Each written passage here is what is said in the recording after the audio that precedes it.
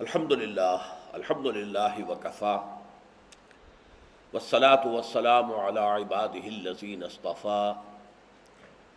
خصوصاً علی افضلہم وخاتم النبیین محمد الامین وعلی آلہ وصحبہ اجمعین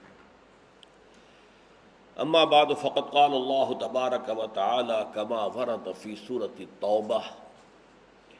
اعوذ باللہ من الشیطان الرجیم بسم اللہ الرحمن الرحیم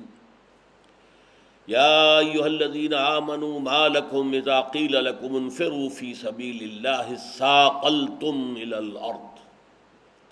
ارضیتم بالحیاة الدنیا من الآخرہ فما متاع الحیاة الدنیا فی الآخرة الا قلیل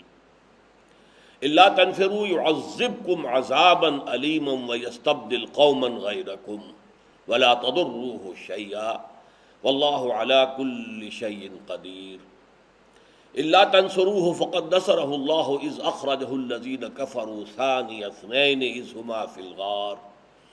إذ يقول لصاحبه لا تحزن إن الله معنا فأنزل الله سكينته عليه وأيده بجنود لم تروها وجعل كلمة الذين كفروا السفلى وكلمة الله هي العليا واللہ عزیز حکیم انفروا خفافا وثقالا وجاہدوا باموالکم وانفسکم فی سبیل اللہ ذالکم خیر لکم ان کنتم تعلمون لو کان عرضا قریبا وسفرا قاصدا لاتبعوک ولکن بعدت علیہم الشقہ وسیحلفون باللہ لو استطعنا لخرجنا معکم یہلکون انفسهم واللہ یعلم انہم لکاذبون صدق اللہ العظیم رب اشرح لی صدری ویسر لی امری واحلل عقدۃ من لسانی یفقہوا قولی اللہم ربنا الہمنا رشدنا واعذنا من شرور انفسنا اللہم ارنا الحق حقا وارزقنا اتباعہ وارنا الباطل باطلا وارزقنا اجتنابہ اللہم وفقنا لما تحب وترضى آمین یا رب العالمین۔ یہ تو بار بار عرض کیا جا چکا ہے کہ ان مجالس میں مطالعہ قرآن حکیم کے ایک منتخب نصاب کا سلسلے وار درس ہو رہا ہے جو 6 حصوں پر مشتمل ہے، جو اس کا 5واں حصہ جو بیشتر جہاد و قتال فی سبیل اللہ کے مباحث پر مشتمل ہے وہ کافی طول کھینچ گیا ہے، لیکن اب ہم اس کی اختتام تک پہنچ گئے۔ سورہ توبہ کا کچھ حصہ وہ ہے جو ہم نے پچھلی نشستوں میں مطالعہ کر لیا ہے۔ آج میں چاہتا ہوں کہ در حقیقت سورہ توبہ کا جو مقام ہے قرآن مجید میں اس کو آپ کے سامنے مختصر ترین الفاظ میں رکھوں۔ دیکھیے، سورہ جمعہ میں ہم یہ پڑھ چکے ہیں کہ نبی اکرم صلی اللہ علیہ وسلم 2 بعثتوں کے ساتھ مبعوث ہوئے، اور اس میں بھی مشابہت ہے حضرت موسیٰ علیہ السلام کو حضور کے ساتھ۔ حضرت موسیٰ بھی 2 بعثتوں کے ساتھ مبعوث ہوئے تھے۔ ایک بعثت تھی الی فرعون و ملئہ، بار بار قرآن میں لفظ اسی کا آتا ہے کہ ہم نے موسیٰ کو بھیجا فرعون اور اس کے سرداروں کی طرف۔ البتہ ایک دوسری بعثت تھی حضرت موسیٰ کی بنی اسرائیل کی طرف بھی، وہ ضمنی تھی۔ اصل بعثت فرعون اور اس کے سرداروں اور آل فرعون کی طرف۔ اسی طرح نبی اکرم صلی اللہ علیہ وسلم 2 بعثتوں کے ساتھ مبعوث ہوئے۔ ایک بعثت خاص الی اہل العرب، اہل العرب میں سے بھی صرف وہ جو مشرکین تھے، اہل کتاب نہیں تھے، جو یہودی یا نصرانی تھے، ان کی طرف آپ کی بعثت براہ راست نہیں ہے، بالواسطہ ہے۔ آپ کی بنیادی اور اصل بعثت جو ہے بعثت خصوصی وہ امیین کی طرف ہے، جو یا تو حضرت اسماعیل علیہ السلام کی نسل سے تھے یا ان کے تابع تھے۔ هو الذی بعث فی الامیین رسولا منہم یتلو علیہم آیاتہ ویزکیہم ویعلمہم الکتاب والحکمہ۔ لیکن اس کے ساتھ یہ اگلی آیت میں فرمایا وآخرین منہم لما یلحقوا بہم۔ حضور کی ایک دوسری بعثت بھی ہے، وہ ان لوگوں کی ہے کہ جو بالآخر تو ان میں شامل ہو جائیں گے، ابھی شامل نہیں ہوئے۔ یہ بعثت تھی الی کافت الناس، پوری نوع انسانی کی طرف۔ یہ بعثت عمومی کہلاتی ہے۔ بعثت خصوصی اور بعثت عمومی۔ ان دونوں بعثتوں کے اعتبار سے جو کلائمیکس ہے قرآن کا، دونوں کے اعتبار سے آخری باتیں جو آئی ہیں وہ سورہ توبہ میں ہے۔ یعنی یوں سمجھیے کہ قرآن کا ایک خاص اعتبار سے کلائمیکس جو ہے، نقطہ عروج، وہ سورہ توبہ ہے۔ اور میں نے اس کو ایک عنوان تجویز کیا ہے اس کے لیے، سورۃ البعثتین، دو بعثتوں والی سورت۔ جیسے کہ بہت سے حضرات کے علم میں ہوگا کہ میں نے سورہ بقرہ کو سورۃ الامتین قرار دیا کہ اس کا تقریباً نصف حصہ جو ہے اس میں اصل خطاب بنی اسرائیل کی طرف ہے، سابق امت کی طرف، جو کہ معزول کی گئی بالآخر، اور اس کا آدھا حصہ جو ہے وہ امت مسلمہ، امت محمد صلی اللہ علیہ وسلم سے خطاب پر مشتمل ہے۔ تو وہ سورۃ الامتین، یہ سورۃ البعثتین، حضور کی دو بعثتوں سے متعلق۔ یہ 16 رکوعوں پر مشتمل ہے سورہ مبارکہ، ان میں سے 5 رکوع بعثت خصوصی سے متعلق ہے، جس کے ضمن میں آخری احکام دے دیے گئے۔ ہم پڑھ چکے ہیں کہ 2 رکوعوں میں، دوسرے اور تیسرے رکوع میں، وہ جو ہچکچاہٹ ہو رہی تھی کچھ مسلمانوں کو محسوس کہ کیا مکے پر چڑھائی کریں گے، کیا قریش سے جنگ مول لیں گے۔ اس سے پہلے تو قرشی ہم پر آ کر حملہ آور ہوتے تھے تو بات اور تھی، کیا ہم اب جائیں گے حملہ آور ہو کر؟ ہو سکتا ہے کچھ تو خون ہو جائے، تو حرم کی جو تقدیس ہے اس کو کچھ بٹا لگ جائے، پھر یہ کہ بہت طاقتور قوم ہے، وغیرہ وغیرہ۔ تو اس پر 2 رکوعوں میں جو ترغیب آئی، تشویق آئی، اور پھر خاص حکم دے دیا گیا فقاتلوا ائمۃ الکفر۔ یہ کفر اور شرک کے اصل امام تو یہ قریش ہے، اگر یہ جڑ نہیں کٹے گی تو کفر اور شرک کا خاتمہ جو ہے وہ جزیرہ نما عرب سے کیسے ہوگا؟ جنگ کرو۔ اور یہ بھی فرمایا تخشونہم، کیا تم ان سے ڈرتے ہو؟ فاللہ احق ان تخشوا، تو اللہ زیادہ حقدار ہے کہ تم اس سے ڈرو۔ اگر اللہ کے حکم کی خلاف ورزی کرو گے تو پکڑے جاؤ گے، تمہیں ڈر اس کا ہونا چاہیے۔ تو 2 رکوع جو ہے، دوسرا تیسرا، اور پہلا رکوع جو ہے اہم ترین، جس میں مشرکین کے ساتھ خاص برات کا اعلان کر دیا گیا، برات من اللہ ورسولہ الی الذین عاہدتم، اور اذان من اللہ ورسولہ یوم الحج الاکبر۔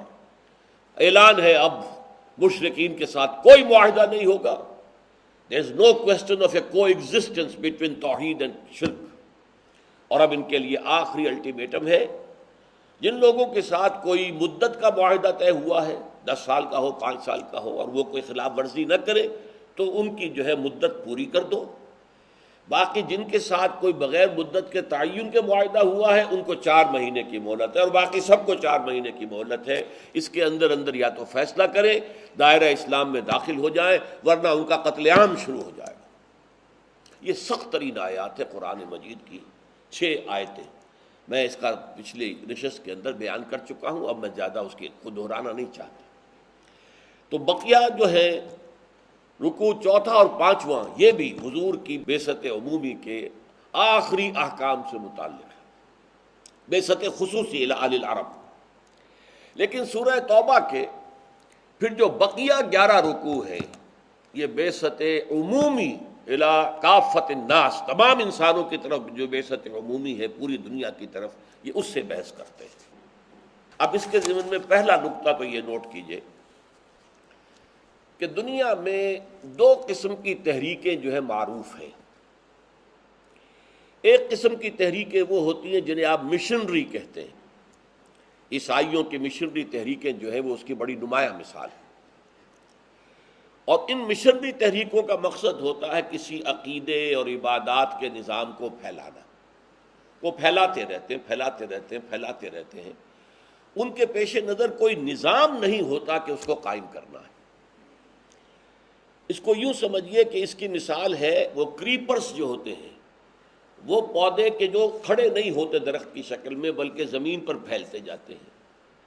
چاہے وہ ککڑی کی بیل ہے، خربوزے کی بیل ہے، جو بھی بیلیں ہوتی ہیں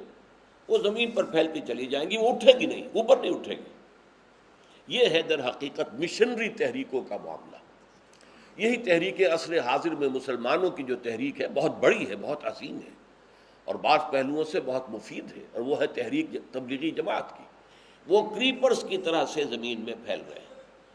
کہیں بھی اٹھنے کا کوئی امکان نہیں۔ لیکن ایک تحریک ہوتی ریولوشنری، جس کی سب سے بڑی مثال جو ہے موجودہ دنیا میں وہ ہے کمیونسٹ ریولوشن آف رشیا۔ ان تحریکوں کی مثال ہوتی ہے ایک درخت کی۔ آم کا درخت ہے، اس کی 2 پتیاں نکلیں گی، پھر وہ اوپر کو اٹھے گا،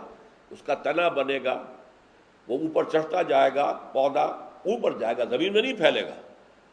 اوپر جا کر پھر اس کی شاخیں ہوں گی، پھر اس کے اندر آم لگے گا، پھر یہ سایہ دار درخت ہے تو سایہ دے گا، بڑھ کا درخت ہے تو بہت پھیلتا چلا جائے گا سایہ دینے کے لیے۔ یہ ایک مثال ہے ایک انقلابی تحریک کی، جس کی بہترین مثال قریب ترین تاریخ کے اندر جو ہے وہ بولشوک ریولوشن آف رشیا۔ اس میں کیا ہوتا ہے کہ پہلے ایک مضبوط جماعت بنائی جاتی ہے، ویل نٹ، آرگنائزڈ، ڈسپلنڈ، سموتاعت والی۔ وہ جماعت پھر اپنے ملک میں جو نظام ہے اس سے ٹکر مول لیتی ہے، اور ٹکر مول لے کر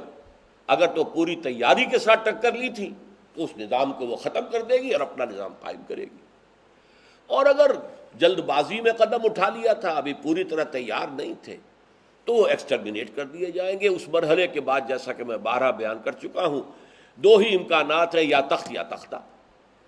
یا تو تخت ہے یا تختہ ہے، یا آپ حکومت میں بیٹھیں گے اور آپ اپنا نظام جاری کر دیں گے، اور یا پھر آپ ختم کر دیے جائیں گے، ایلیمنیٹ کر دیے جائیں گے، ایکسٹرمنیٹ کر دیے جائیں گے۔ تو محمد الرسول اللہ صلی اللہ علیہ وسلم کی تحریک جو ہے وہ اس ریولوشنری سٹائل کی ہے، جو ایک مقام پر اپنی توجہ مرکوز کرتی ہے، پھر ایک تنے کی طرح مضبوط جماعت، جس کو قرآن نے کہا بنیان مرصوص، ایسی جماعت، اور وہ جماعت جس کا ایک امیر ہو، قائد ہو، اور وہ جماعت جب اتنی قوی ہو جائے کہ وہ معاشرے کے ساتھ ٹکر لے سکے تو ٹکراؤ مول لے، خود مول لے، آگے بڑھ کر مول لے، اس لیے کہ اس کے پیش نظر ان نظام کو تبدیل کرنا، سٹیٹس کو اسے برداشت نہیں ہے، اس کے لیے طاقت نہیں ہے، جب تک نہیں ہے مجبوراً برداشت کریں گے، اگر طاقت ہو جائے پھر بھی برداشت کریں تو مجرم ہے۔ طاقت ہو اور پھر اس نظام کو نہ توڑیں اور نہ اس کو، جس کو اقبال نے کہا برہم زن، کہ اب توڑ پھوڑ دو، اس کو درہم برہم کر دو، اگر یہ نہیں کرتے تو وہ مجرم ہے۔ تو حضور صلی اللہ علیہ وسلم کی تحریک، جیسا کہ میں نے کہا، انقلابی تحریک ہے۔ مکے میں جب آپ نے اپنی نبوت کا آغاز کیا تھا، اسی وقت آپ پوری دنیا کے بادشاہوں کو خطوط لکھ سکتے تھے، پیسہ بھی آپ کے پاس کافی تھا۔ حضرت خدیجہ کی دولت جو ہے، آغاز جو اجرائے اور ظہور نبوت ہے، اس وقت تک تو بہت دولت تھی حضرت خدیجہ کی، تو سفیروں کا بھیجنا، خطوط بھیجنا کوئی مشکل کام نہیں، لیکن نہیں، 10 برس تک مکے سے باہر قدم نہیں نکالا، ساری دعوت وہیں ہے، صبح و شام، دن اور رات، یا مکے کے آس پاس جو ہے جو قبیلے ہیں، یا جہاں بازار لگتے تھے، عکاس کا میلہ لگ رہا ہے، کوئی اور ہو رہا ہے، یا یہ کہ حرم کی حدود سے باہر عرفات کا میدان ہے، وہ بھی حدود حرم میں شامل نہیں ہے، تو وہاں جا کر آپ تبلیغ کرتے تھے۔ لیکن 10 برس تک، 10ویں برس میں آپ طائف گئے ہیں پہلی مرتبہ، جب مکے میں آپ کے قتل کا فیصلہ ہو گیا، لہذا اس سرچ آف این آلٹرنیٹ بیس کہ مجھے کوئی اب مختلف کوئی جگہ مل جائے، تو وہاں گئے، وہاں سے ناکام لوٹے دنیاوی اعتبار سے، پھر ایک مشرک کی امان لے کر مکے میں داخل ہوئے۔ اچھا، اس کے بعد جب اللہ نے کھڑکی کھول دی مدینے کی طرف، حالانکہ آپ کا تو قدم مبارک پہنچا بھی نہیں مدینے، نہ آپ نے وہاں تبلیغ کی، آپ نے تو 1 سال کے لیے اپنے 2 شاگردوں کو تو بھیج دیا تھا، حضرت مصعب بن عمیر کو اور حضرت عبداللہ ابن ام مکتوم کو رضی اللہ تعالی عنہما، لیکن وہاں اللہ کے فضل و کرم سے صورتحال ایسی بدل گئی کہ وہاں پر خوش آمدید کے لیے اور استقبال کی تیاریاں ہو رہی تھی، تو آپ وہاں پہنچ گئے۔ اب مدینے سے آپ کا دائرہ جو ہے وہ پورے عرب میں پھیل گیا، اور اصحاب صفہ کی جو جماعت تھی، اس کو جہاں بھی کہیں بلایا گیا تو آپ نے وہاں پر ان میں سے جو لوگ قرآن سیکھے ہوئے تھے، پڑھے ہوئے تھے دین کو، ان کو بھیج دیا۔ اس طریقے سے اب جو دائرہ تھا وہ پورے عرب تک، عرب سے باہر اب بھی نہیں، کوئی خط، کوئی سفیر، کوئی داعی، کوئی مبلغ عرب کے باہر نہیں۔ البتہ جب صلح حدیبیہ ہو گئی ہے، اب یوں سمجھیے یہاں سے 2 راستے علیحدہ ہو گئے حضور کی جد و جہد اور تحریک کے۔ ایک راستہ ابھی براہ راست جا رہا ہے اندرون ملک عرب تکمیل کے لیے، اگرچہ صلح حدیبیہ اللہ نے اسے کہا انا فتحنا لک فتحا مبینا، لیکن وہ تو ایک باطنی حقیقت تھی، معنوی حقیقت تھی. ابھی عرب پر کوئی فتح تو حاصل حضور کو بظاہر تو نہیں ہوئی، نہ مکے پر کوئی فتح حضور کو حاصل ہوئی. تو ابھی مراحل تھے اندرون ملک عرب بھی تکمیل کے. لیکن آپ نے ساتھ ہی دوسرا جو اپنا تھا بعثت عمومی، اس کا سلسلہ شروع کر دیا. وہ کیسے شروع کیا وہ سمجھ لیجئے. یہ ہم دیکھ چکے ہیں کہ صلح حدیبیہ ہوئی ہے ذی قعدہ سن 6 ہجری میں. اس کے بعد اب ذی قعدہ، ذی الحجہ اور محرم، یعنی تقریباً 2 مہینے بعد ہی حضور نے خیبر پر حملہ کیا اور خیبر کو فتح کیا. اور اس کے ساتھ ہی وادی القریٰ، بہت بڑے بڑے مراکز تھے یہ یہودیوں کے، اور بنو نذیر اور بنو قینقاع بھی جو مدینے سے نکالے گئے تھے وہیں جا کر بیٹھ گئے تھے. تو آپ نے اس کی کمر توڑ دی، کچل دیا اس فتنے کو. پھر اسی سال آپ نے غزوہ ذات الرقاع، مدینے کے مشرق کی طرف یہ جو نجد کا علاقہ تھا، اس میں کچھ قبیلوں نے سرکشی کا مظاہرہ کیا، تو آپ نے ان کی سرکوبی کے لیے ایک مہم چلائی. کیونکہ قریش سے تو معاہدہ ہو چکا تھا، قریش ان کی مدد کو اب آ نہیں سکتے تھے، نہ قریش جا سکتے تھے خیبر مدد کے لیے اور نہ ادھر جا سکتے تھے بندوقوں کی مدد کے لیے. اس میں بھی اللہ نے کامیابی دی. پھر اسی سال سن 7 ہی میں آپ نے ذی قعدہ میں ہی، یعنی پورے 1 سال بعد صلح حدیبیہ کے، آپ نے عمرہ قضا ادا کیا، جس عمرے کے لیے اس وقت احرام باندھا تھا 1 سال پہلے. لیکن صلح حدیبیہ کی وجہ سے بغیر عمرے کے احرام کھولنا پڑا تھا، اور طے ہوا تھا کہ اگلے سال آپ آئیے اور ہم 3 دن کے لیے مکے کو خالی کر دیں گے، آپ کو کوئی ریزسٹنس نہیں ہوگی، کچھ نہیں ہوگا، اور آپ بڑے اطمینان سے یہاں پر عمرہ کریں گے. وہ عمرہ آپ نے پھر ذی قعدہ سن 7 میں کیا. پھر سن 8 میں فتح مکہ، اس کا ذکر ہم کر چکے ہیں. اور فتح مکہ کے ساتھ یوں ضمیمہ سمجھ لیجئے غزوہ حنین اور محاصرہ طائف. سن 9 کے شروع میں حج کے موقع پر وہ اعلان برات من اللہ ورسولہ الی الذین عاہدتم من المشرکین، جس کا ذکر میں پہلے آج کر چکا. یہ گویا کہ موپنگ اپ آپریشن تھا کہ عرب میں اب کوئی ریزسٹنس کا اگر پاکٹ باقی رہ گیا ہے، حالانکہ ام القریٰ فتح ہو چکا اور اس کا ٹوئن سٹی یہ کہلاتے تھے اصل میں، جیسے کہ راول پنڈی اسلام آباد، خیر ان میں تو فاصلہ نہیں ہے، لیکن یہ فاصلہ 60-70 میل کا تو ہے مکے اور طائف میں. لیکن یہ ٹوئن سٹیز اس معنی میں تھیں کہ یہ مکے ہی کے جو امرات ہیں ان کی جائیدادیں تھیں وہاں پر، انہی کے موسم گرما کے لیے جو ہے انہوں نے مسکن بنا رکھے تھے کہ مکے کی گرمیوں سے نکل کر طائف اونچا مقام ہے، پہاڑی جگہ ہے، ٹھنڈا ہے، سرسبز و شاداب ہے، وہاں جا کر آرام کریں.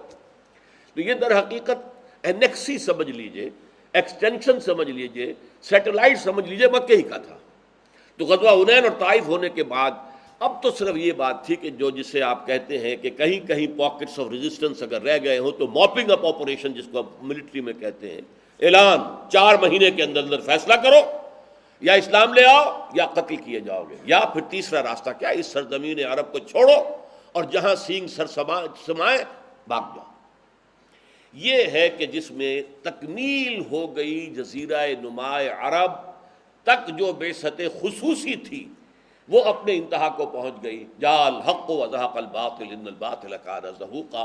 جو سورہ بنی اسرائیل میں آیت نازل ہوئی تھی تقریباً 10-11 سال پہلے، اور وہ اب آ کر جو ہے اس کے پورا کا پورا ظہور ہو گیا. اچھا، دوسرا کام، اب بعثت عمومی کا آغاز آپ نے کیا کیا؟ یہ بھی صلح حدیبیہ کے فوراً بعد سن 6 ذی قعدہ صلح حدیبیہ ہے. سن 6 ہی کے آخر میں آپ نے بیرون عرب دعوتی خطوط اور سفیروں کی ترسیل کا آغاز کر دیا. سن 6 کے آخر میں تو ذی قعدہ کے بعد ذی الحجہ 1 ہی مہینہ رہ گیا نا، تو اس میں تو صرف نجاشی کی طرف بھیجا گیا، چونکہ وہ جو ایمان لائے تھے نجاشی، حضرت نجاشی جن کا کہ تابعین میں شمار ہے، ان کا انتقال ہو گیا تھا. اب جو بھی تھا وہاں بادشاہ وہ عیسائی تھا، اس پہلا خط آپ نے اس کو بھیجا. پھر یکم محرم سن 7 سے آپ نے جو خطوط اور سفیر بھیجنے شروع کیے، تو نوٹ کرتے جائیے. قیصر روم ہرقلیس، ہرقل اعظم، دہیہ کلبی رضی اللہ تعالیٰ عنہ بھیجے گئے آپ کا نامہ مبارک لے کر. خسرو پرویز، اس کی طرف عبداللہ ابن حذافہ سہمی رضی اللہ تعالیٰ عنہ، یہ بھیجے گئے خط لے کر. مقوقس شاہ مصر، اصل میں شاہ کا لفظ اس کے لیے صحیح نہیں ہے، وہاں ایک مذہبی حکومت تھی عیسائیوں کی، اور پیٹریارک جو کہلاتا تھا عیسائیوں کا، جو سب سے بڑا جو ہے سردار ہوتا تھا، وہ وہاں کا بادشاہ تھا. ان کی طرف حضرت حاتب ابن ابی بلتع، وہ جن سے غلطی ہو گئی تھی فتح مکہ سے پہلے کہ انہوں نے ایک خط لکھ دیا تھا اپنے عزیزوں کی جان بخشی کے خیال سے، اور وہ مکے والوں کو اطلاع دے دی تھی، حضور نے خفیہ رکھا ہوا تھا اپنے مکے کی طرف جانے کو، لیکن انہوں نے اطلاع دیتی تھی وہ، لیکن ان کے بارے میں آپ کو معلوم ہے حضور نے فرما دیا تھا کہ یہ جو حاتب ابن بلتع ہے یہ تو اصل میں صحابی ہے اور بدری ہے، لہذا اس کے اگلے پچھلے سارے گناہ اللہ پہلے معاف کر چکا ہے۔ شاہ عمان کی طرف بھیجے گئے عمرو بن العاص رضی اللہ تعالی عنہ۔ اچھا، اب جو خاص طور پر جہاں سے کہ اب کشمکش شروع ہوئی ہے وہ ہے کہ شام سے متصل جو قبائل تھے عیسائی تھے، تو عرب قبائل یہ عیسائی تھے، کیونکہ رومن امپائر کے تحت رہے تھے، اس کے تحت انہوں نے عیسائیت قبول کر لی تھی۔ وہاں ایک دعوتی وفد بھیجا گیا، چونکہ کوئی ایک بادشاہ نہیں تھا، مختلف قبائل تھے۔ 15 افراد جو ہے اس میں شہید کر دیے گئے، صرف کعب بن عبیر غفاری بچ کر آئے ہیں وہاں سے، باقی وہ شہید کر دیے گئے۔ اب یہ چونکہ سلطنت روما کے تحت تھے تو گویا کہ اب جو چھیڑ چھاڑ کا معاملہ شروع ہوا وہ سلطنت روما سے ہوا، اور یہ اس کو میں نے اپنے نوٹس میں لکھا، میں دیکھ رہا تھا کہ آئرنی آف دی فیٹ یہ ہے کہ وہ رومی عیسائی جن کی شکست پر مسلمان بہت دل شکستہ ہوئے تھے، دل گرفتہ ہوئے تھے، جبکہ ایرانیوں نے شکست فاش دی تھی ہیرکلیس کو، اور جن کی فتح جب ہوئی ہے یوم بدر کے وقت ہی ہوئی ہے تو مسلمانوں نے جشن منایا تھا، اس لیے کہ ظاہر بات ہے کہ ایرانی آتش پرست تھے، مشرکوں سے قرب رکھتے تھے، اور یہ عیسائی تھے حضرت عیسیٰ کے ماننے والے، تو مسلمانوں سے قرب رکھتے تھے۔ تو بدقسمتی جس کو میں کہہ رہا ہوں، اگرچہ یہ لفظ ہمیں استعمال نہیں کرنا چاہیے، ہر شے اللہ تعالیٰ کی حکمت کے تحت ہوتی ہے، البتہ آئرنی آف فیٹ جو ہے وہ لفظ مناسب ہے اس کے لیے کہ پہلا تصادم جو ہوا حضور کا صلی اللہ علیہ وسلم وہ ہیرکلیس کے ساتھ ہوا کہ 15 صحابہ شہید کر دیے ان قبائل نے کہ جو اس کے تابع تھے، اور خاص طور پر رئیس بصرہ شرحبیل بن عمرو غسانی، یہ بھی عرب تھا لیکن یہ بھی عیسائی تھا، باج گزار تھا، یہ بادشاہ کی شکل میں تھا، اور یہ باج گزار تھا رومی جو ایمپرر تھا اس کا۔ اس کی طرف بھیجے گئے تھے ایلچی کی حیثیت سے حارث ابن عمیر رضی اللہ تعالی عنہ، حارث ابن عمیر ازدی، اس نے ان کو بھی شہید کر دیا۔ گویا کہ آپ کے 16 سفیر جو ہیں ان علاقوں میں شہید کر دیے گئے کہ جن علاقوں میں عیسائی آباد تھے، اور نمبر 2 یہ کہ جو ہرقل کے تابع تھے۔ یہ صورتحال ہوئی جس پر کہ پہلا رد عمل حضور کی طرف سے ہوا غزوہ موتا، اسے غزوہ کہتے ہیں، اگرچہ عام طور پر خیال یہ کہ غزوہ اسی کو کہتے ہیں جس میں حضور بھی شریک ہوئے ہوں، حضور اس میں شریک نہیں ہوئے، لیکن ظاہر بات ہے سفیر کا جو قتل ہوتا ہے وہ اعلان جنگ ہوتا ہے۔ اب گویا کہ شام کے ان عیسائیوں کی طرف سے اعلان جنگ ہو گیا، تو حضور نے ایک لشکر تیار کیا 3000 افراد پر مشتمل صحابہ کرام کا، اور اس میں گویا کہ آپ کو پہلے سے معلوم تھا کہ کیا حالات پیش آئیں گے۔ آپ نے 3 جو ہے سپہ سالاروں کا اعلان کر دیا کہ پہلے زید ابن حارثہ ہوں گے رضی اللہ تعالی عنہ، اگر وہ شہید ہو جائیں تو جعفر ابن ابی طالب جو حضور کے چچا زاد بھائی ہیں، حضرت علی کے بڑے بھائی جعفر ابن ابی طالب، اور اگر وہ بھی شہید ہو جائیں تو عبداللہ ابن رواحہ، یہ انصاری ہیں رضی اللہ تعالی عنہ۔ یہ 3 کا آپ نے نام لے کر تعین کر دیا۔ اب وہاں کیا ہوا، جب یہ 3000 کا لشکر جو ہے یہ حدود شام میں داخل ہوا تو معلوم ہوا کہ وہاں تو تیار ہے ایک لشکر 1 لاکھ یا 2 لاکھ پر، زیادہ روایات 2 لاکھ کی، مقابلے کے لیے تیار ہے۔ اب انہوں نے مشورہ کیا کہ یہ ہم 3000 ہیں، وہ 2 لاکھ ہیں، فرض کیجئے 1 لاکھ بھی ہوں تو کہاں 3000 کہاں 1 لاکھ، کہاں 3000 کہاں 2 لاکھ۔ لیکن سب لوگوں کا کہنا یہ تھا، حضرت زید ابن حارثہ نے جب مشاورت منعقد کی کہ ہمیں تو شہادت چاہیے، ہمیں فتح شکست سے کوئی غرض ہی نہیں، فیصلہ وہ مقابلہ کریں گے۔ لیکن مقابلہ تو کیا، بہرحال آخر کچھ نہ کچھ تو دنیا میں ریشو پروپورشن کا معاملہ ہوتا ہے نا، طاقت کا عدم توازن، لہذا وہاں صورتحال بہت مخدوش ہو گئی۔ حضرت زید ابن حارثہ شہید ہو گئے، حضور نے مدینے میں اعلان کر دیا زید شہید ہو گئے، اب کمان سنبھال لی ہے جعفر ابن ابی طالب نے، وہ بھی شہید ہو گئے، حضور نے اس کا بھی اعلان کر دیا۔ پھر اس کے بعد عبداللہ ابن رواحہ وہ بھی شہید ہو گئے، جن 3 کا نام حضور نے لیا تھا تینوں شہید ہو گئے۔ اب حضرت خالد ابن ولید نے، یہ میں کہنا بھول گیا کہ صلح حدیبیہ کے بعد جو اندرون ملک عرب حضور کی دعوتی سرگرمیاں ایک دم تیز ہو گئی تھی، اس کا نتیجہ یہ تھا کہ خالد ابن ولید جو غزوہ احد میں عارضی شکست کے ذمہ دار تھے، اور عامر ابن العاص جو سفیر بن کر گئے تھے قریش کے، اور گئے تھے نجاشی کے پاس کہ ہمارے بگوڑے یہ آ گئے ہیں مسلمان یہاں پر، یہ ہمارے غلام ہیں، انہیں واپس کرو، یہ دونوں ایمان لے آئے اسی دوران میں، فتح مکہ سے پہلے۔ اور حضور نے فرمایا صحابہ سے کہ مکے نے اپنے جگر گوشے تمہارے قدموں میں ڈال دیے ہیں، یعنی یہ کوئی معمولی آدمی نہیں ہے، خالد ابن ولید کوئی معمولی انسان نہیں ہے، عمرو ابن العاص کوئی معمولی آدمی نہیں ہے، مکے نے اپنے جگر گوشے جو ہے وہ تمہارے قدموں میں ڈال دیے۔ تو حضرت خالد ابن ولید رضی اللہ تعالی عنہ میدان میں آئے، انہوں نے خود کمان سنبھالی اور بڑی حکمت عملی سے لشکر کو بچا کر نکال کر لے آئے۔ اس میں صرف یہ ہے کہ 12 مسلمان شہید ہوئے، باقی لشکر بچ کر نکل آیا، یہ بہت بڑی کامیابی تھی۔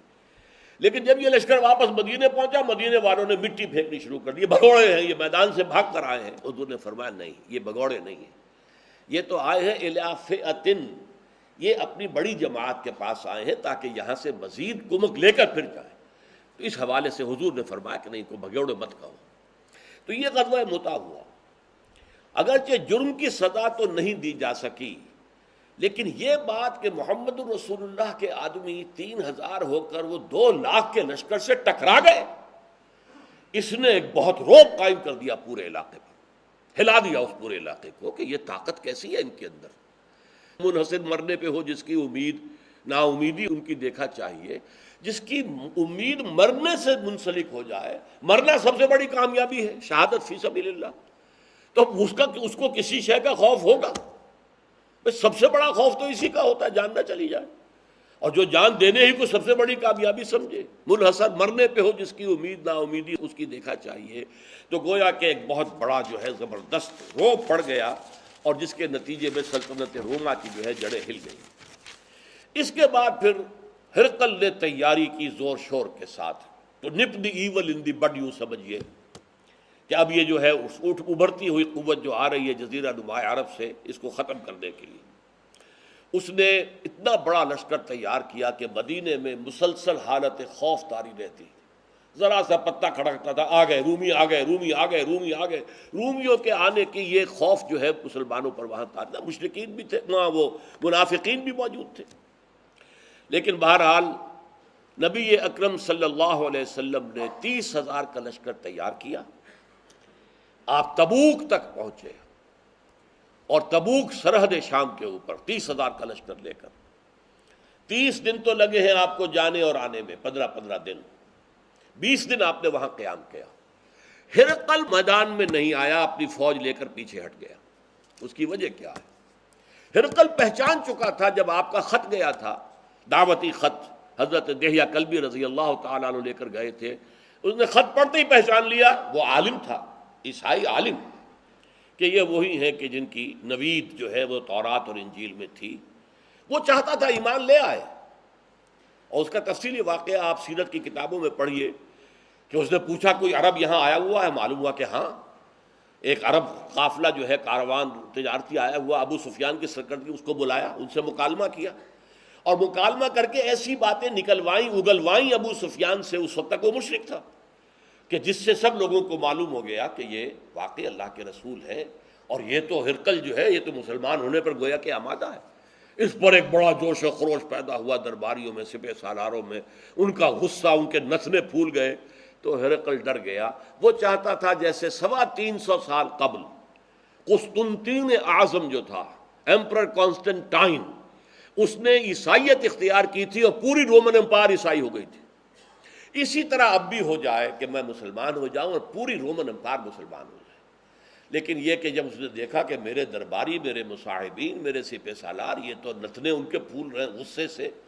تو وہ اپنی وہ جو بیڑیاں پڑی ہوئی تھی سلطنت کی، بادشاہت کی، انہی میں بندھا رہ گیا، اور اس نے انکار کر دیا۔ پہچان چکا تھا، اس نے ساری تیاری اس اعتبار سے کی تھی کہ اس کا خیال تھا کہ جیسے غزوہ موتہ میں حضور نہیں آئے تھے، مسلمانوں کا لشکر تھا، اس طرح شاید اب بھی محمد نہ آئے صلی اللہ علیہ وسلم۔ جب اس نے دیکھا محمد خود آئے ہیں صلی اللہ علیہ وسلم، اس کو پہچان چکا تھا کہ یہ اللہ کے رسول ہیں، لہذا وہ پیچھے ہٹنے میں عافیت سمجھی۔ چونکہ یہ ایک بڑا محاورہ ہے غالباً انجیل کے اندر ہے کہ وہ جیسے کہ چھری اگر تربوز یا خربوزے پہ پڑتی ہے تب بھی خربوزہ کٹتا ہے، اور اگر خربوزہ چھری پر گرے گا تب بھی خربوزہ ہی کٹے گا۔ اس طریقے سے چھری کا تو نقصان نہیں ہوگا، اللہ کا رسول جس سے ٹکرائے اس کے لیے شکست لازم ہے، اس لیے وہ پیچھے ہٹ گیا۔ حضور وہاں 20 دن قیام کر کے واپس تشریف لے آئے۔ بارک اللہ لی ولکم فی القرآن العظیم ونفعنی وإیاکم بالآیات والذکر الحکیم۔